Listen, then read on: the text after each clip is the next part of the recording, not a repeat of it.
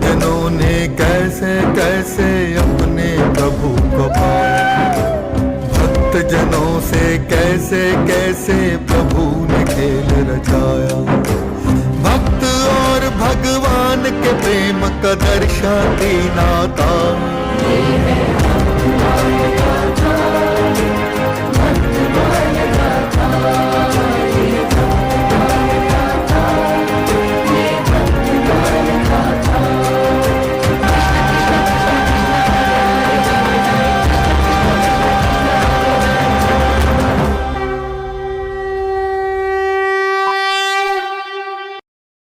आप अपने बारे में कुछ बताइए।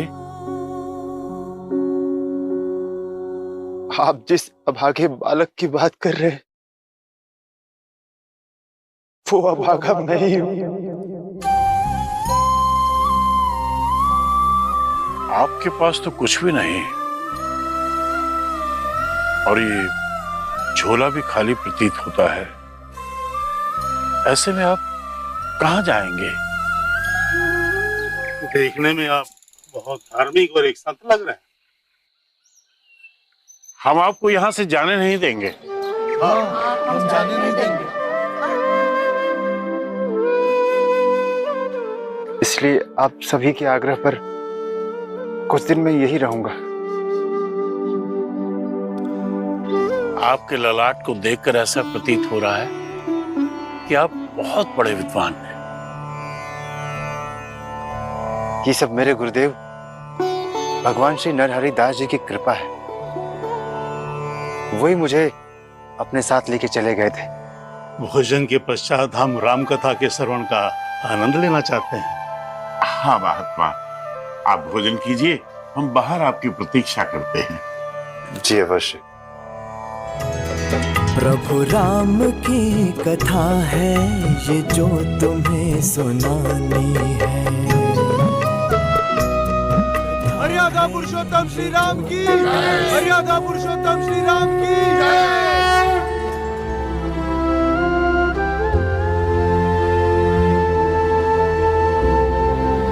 जय श्री राधे, जय श्री कृष्ण। सनातन धर्म की एक जानकारी देना बहुत आवश्यक लग रही थी।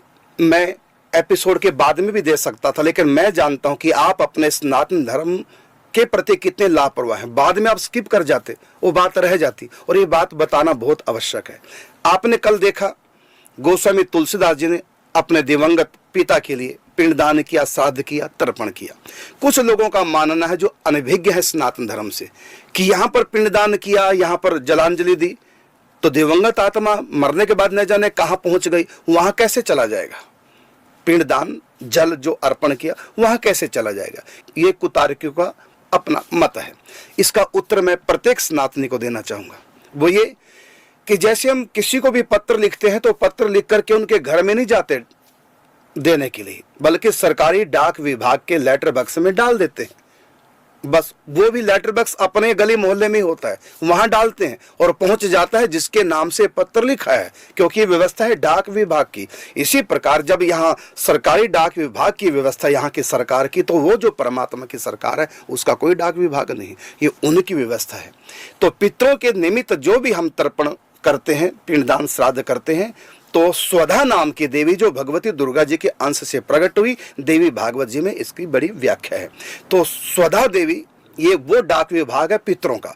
जो भी पितरों के नाम से कुछ किया जाता है तो पितरों को वो अर्पण कर देती है जाके। इसी प्रकार देवताओं के निमित्त जो भी हम अर्पण करते हैं उसकी देवी है, वहां का डाक विभाग जो है वह है स्वाहा देवी के हाथ में।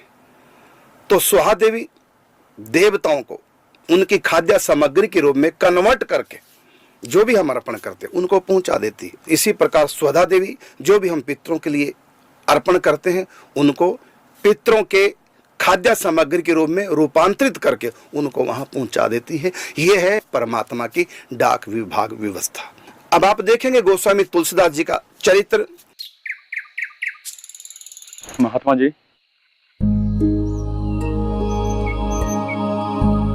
आपको मेरा सादर प्रणाम। आप मुझे नहीं जानते, मैं इस गांव का नहीं हूं, अपितु यमुना पार तारोपति गांव का रहने वाला एक ब्राह्मण हूं। मैंने आपके मुख से आज प्रभु राम की कथा सुनी। इससे पूर्व मैंने कई बार प्रभु राम की कथा सुनी, लेकिन हाश में आत्मविभोर हो गया। आपका बहुत बहुत आभार विप्रदेव। आपके वर्णन करने की शैली, आपकी भाषा, आपका ललाट, आपके नेत्र सब अद्भुत हैं। मन करता है आपके मुख से प्रभु राम की कथा सुनता ही जाऊं। मैं आपसे बहुत प्रभावित हुआ हूं, इसलिए स्वयं को रोक नहीं पाया और आपका आशीर्वाद लेने हेतु आपके पीछे पीछे आ गया। ये मेरा सौभाग्य है ब्राह्मण देवता कि आप अतिथि के रूप में पधारे हैं। आप मुझे आतिथ्य करने का अवसर प्रदान कीजिए। मैं तो केवल आपके दर्शन करने आया था, लेकिन मेरे मन में एक बात है जो मैं आपसे कहना चाहता हूं। किंतु क्या ब्राह्मण देवता? आपके मन में जो बात है वो अवश्य कहिए। अब तो विलंब हो गया है, मुझे अपने गांव भी जाना है। मैं फिर कभी आपके मुख से प्रभु राम की कथा सुनने आऊंगा तो अपने मन की दुविधा आपको अवश्य बताऊंगा। अवश्य। अब मुझे आज्ञा दीजिए।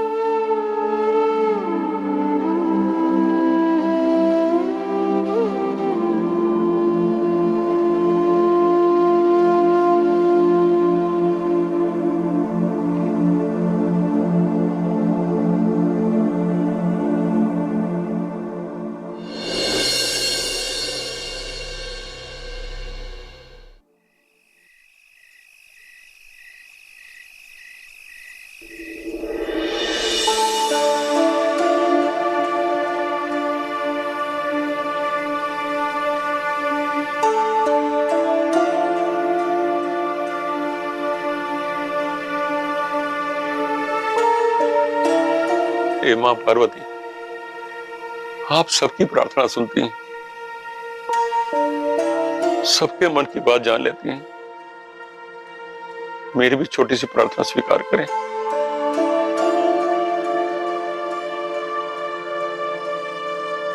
माता, आपको तो ज्ञात है कई दिनों से मैं अपनी पुत्री के लिए वर ढूंढ रहा हूं और उसके लिए मैंने कई व्रत और अनुष्ठान भी किए हैं। शीघ्र ही कोई वर मिल जाए तो इस बूढ़े पिता की चिंता समाप्त हो जाए। आप व्यर्थ में ही चिंता कर रहे हैं। जब वो समय आएगा तो रत्न के लिए उचित वर भी मिल जाएगा। चिंता करने की बात है भाग्यवान। जितनी गुणवान और रूपवान हमारी पुत्री है, उतना ही गुणवान और विद्वान उसका पति होना चाहिए। अब तो कन्या के लिए जो विवाह की उम्र होती है, रत्ना उससे भी आगे जा चुकी है। इसीलिए मैं दिन रात दुखी रहता हूं। आप राजापुर से आए हैं, आप थके हैं, आप विश्राम कीजिए। थकान से अधिक चिंता है कि रत्ना को कोई योग्य वर मिल जाए, उसके पश्चात ही मेरी चिंता खत्म हो। अन्नपूर्णा मां, आप भी कुछ कर सकती हैं। सब हो जाएगा, अब विश्राम कीजिए।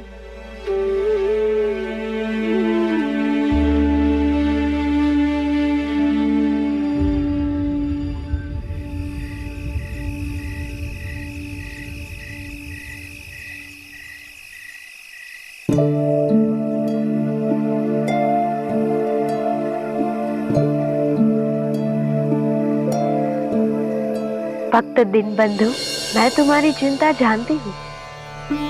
तो इतने दिनों से जिस योग्य वर की खोज तुम कर रहे हो वह तो अब तुम्हारे सामने ही है। आज तुमने जिसके मुख से राम कथा सुनी वही तुम्हारी पुत्री के योग्य है। तुलसीदास ही तुम्हारी पुत्री का भाग्य है।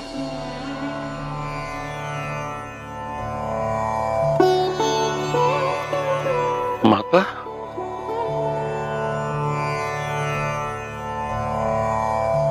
धन्य भाग मां अन्नपूर्णा, आप स्वयं मेरे सपने में आई थी।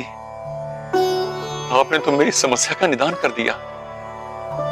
मैं तो तुलसीदास के ज्ञान और प्रतिभा से पहले से ही प्रभावित था और आपने स्वयं मेरी बेटी का भाग्य चुना।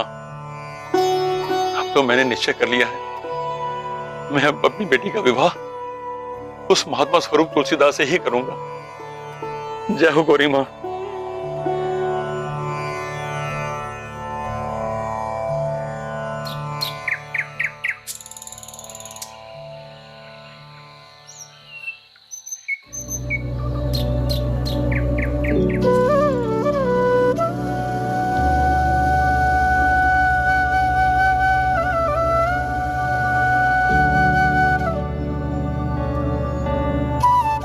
प्रणाम महात्मा।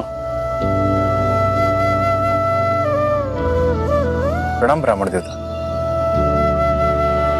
मैं आपसे कुछ कहने आया हूं लेकिन संकोचवश कुछ कह नहीं पा रहा। संकोच मत कीजिए ब्राह्मण देवता, कहिए मैं आपकी क्या सहायता कर सकता हूं?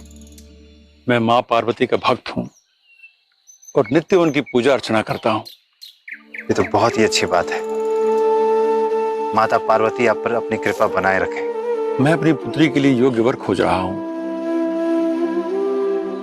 आपको मनचाहे वर की प्राप्ति हो ऐसी मैं कामना करता हूं। कल रात मां पार्वती मेरे सपने में आई और उन्होंने मुझे आपके लिए एक संदेश दिया है। मेरे लिए संदेश? वो क्या ब्राह्मण देवता? मां पार्वती ने कहा है कि तुलसीदास ही मेरी पुत्री के लिए योग्य वर हैं।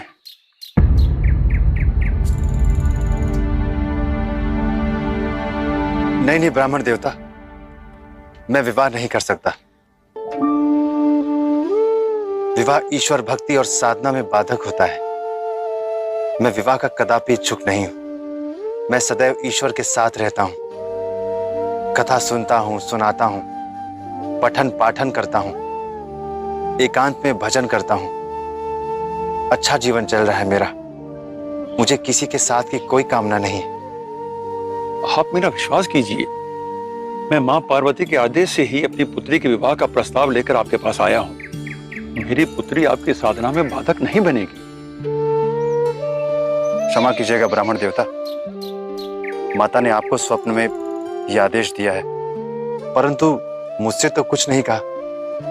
मैं भी माता अन्नपूर्णा का अनन्य भक्त हूं और माता मेरे जीवन का ध्येय जानती हैं। ऐसे में मैं आपका प्रस्ताव स्वीकार कैसे कर सकता हूं? मेरी पुत्री सुंदर और सुशील है और गृह कार्यों में भी दक्ष है। वो जब बोलती है, हंसती है तो ऐसा लगता है मानो उजड़ रहे हैं। हमारे पूरे परिवार और कुटुंब में ऐसी सुंदर और सुशील दूसरी कोई कन्या नहीं है।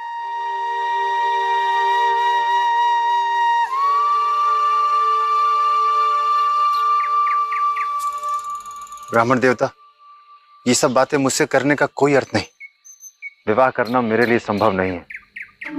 मैं जानता हूं ब्राह्मण देवता कि विवाह के पश्चात दायित्व बदल जाते हैं। पूर्ण रूप से भक्ति करना संभव नहीं होता। इसलिए मैं विवाह के प्रस्ताव को स्वीकार नहीं कर सकता हूं। मैं क्षमा प्रार्थी हूं। यदि आप अपने निर्णय पर अडिग हैं तो मैंने भी ये सोच लिया है कि अपनी पुत्री का विवाह आप ही से करूंगा। इसीलिए आदरपूर्वक इस पिता के आग्रह को स्वीकार कीजिए। ब्राह्मण देवता, मैं ईश्वर भक्ति और अध्यात्म के पद का त्याग नहीं कर सकता हूं। इसलिए मैं किसी भी स्थिति में आपका प्रस्ताव स्वीकार नहीं कर सकता हूं। मेरा भी यह दृढ़ निश्चय है, यदि आपने मेरी पुत्री का विवाह प्रस्ताव स्वीकार नहीं किया तो मैं अन्न जल का त्याग करके आपकी चौखट पर ही अपने प्राण दे दूंगा। ऐसा मत कहिए ब्राह्मण देवता, मैं विवाह नहीं कर सकता हूं। मेरे जीवन का ध्येय प्रभु श्री राम के नाम का प्रचार और प्रसार करना है। विवाह की बेड़ियों में बंधकर मैं ईश्वर के पद से विमुख नहीं होना चाहता। क्षमा कीजिए, मैं आपका प्रस्ताव स्वीकार नहीं कर सकता हूं। अब मेरे ध्यान का समय हो रहा है, मुझे आज्ञा दीजिए।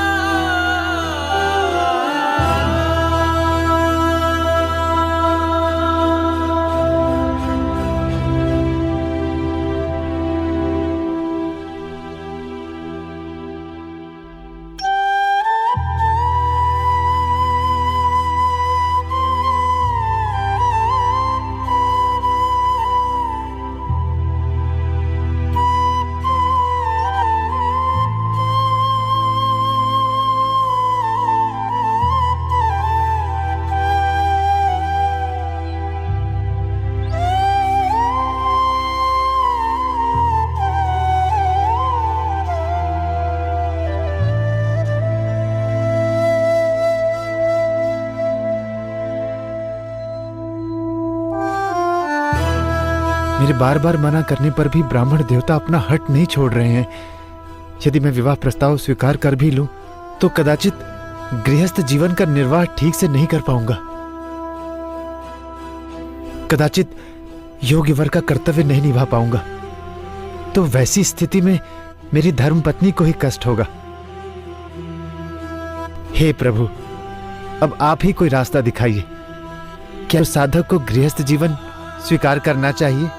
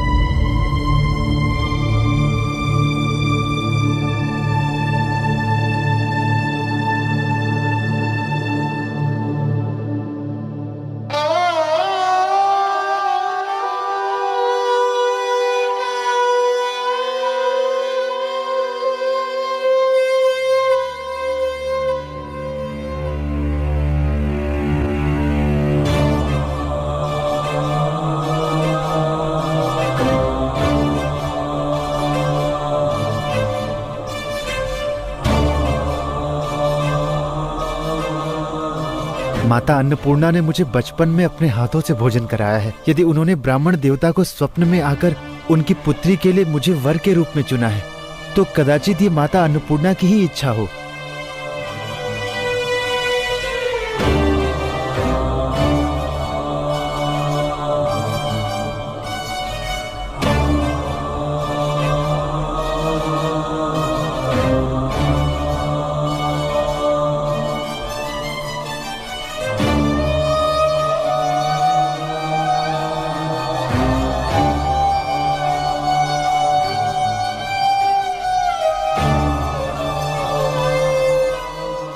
किंतु मेरे कुल को तो महात्मा का श्राप लगा है, जो उन्होंने मेरे पिताश्री को दिया था। इसका अर्थ तो यह है कि विवाह के पश्चात भी मेरे वंश की वृद्धि नहीं होगी, अर्थात इस विवाह से कोई लाभ नहीं होगा। मेरी पत्नी को भी यह जानकर दुख होगा। मेरी पुत्री सुंदर और सुशील है और गृह कार्यों में भी दक्ष है। वो जब बोलती है, हंसती है, तो ऐसा लगता है मानो फूल जल रहे हैं। हमारे पूरे परिवार और कुटुंब में ऐसी सुंदर और सुशील दूसरी कोई कन्या नहीं। किंतु विवाह होने से मुझे पत्नी का प्रेम भी तो मिलेगा, मेरा जीवन भी व्यवस्थित हो जाएगा। विवाह के पश्चात घर में ही भोजन मिलेगा। अभी तो यहाँ वहां से मेरे भोजन का प्रबंध होता है। आज तक मुझे कभी किसी का प्रेम भी तो नहीं मिला।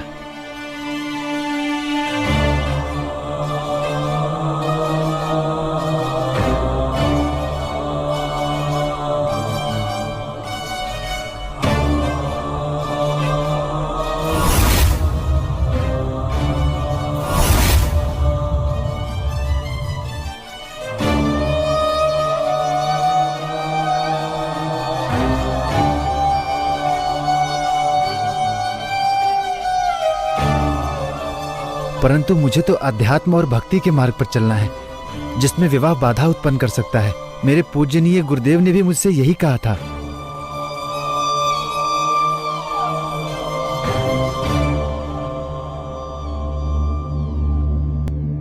मेरी एक बात सदैव ध्यान में रखना, नरहरि कंचन कामी इनते रहिए तो, जो चाहिए कल्याण राम दरस भरपूर। तुलसीदास, अब तुम संत बनने के पथ पर अग्रसर हो। स्त्री और धन का मोह कभी मत करना, इनसे सदा दूर रहना। नहीं, मैं विवाह नहीं कर सकता। मेरे गुरुदेव ने सदैव मुझे धन और स्त्री से दूर रहने के लिए कहा था। यदि मैंने विवाह किया तो मैं सदैव भक्ति के पद से विमुख हो जाऊंगा। मुझे पंडित जी को समझाना होगा। हे माता अन्नपूर्णा, आपने मुझे कैसी दुविधा में डाल दिया है। आप मेरा विवाह करवाना चाहती हैं, परंतु मेरे गुरुदेव ने मुझे सदैव भक्ति के पथ पर चलने को कहा है। माता, आप मेरी सहायता कीजिए माता।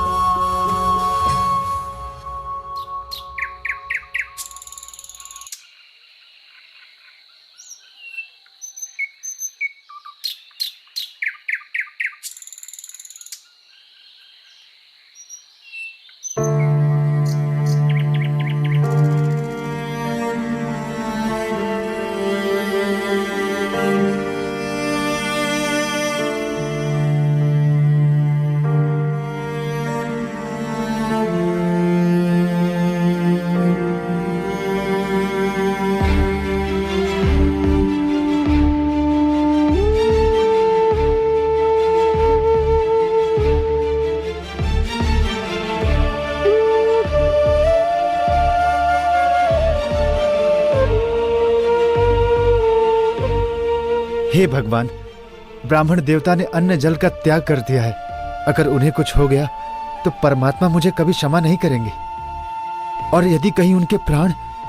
नहीं, मैं ब्रह्म हत्या का पाप कदापि नहीं ले सकता।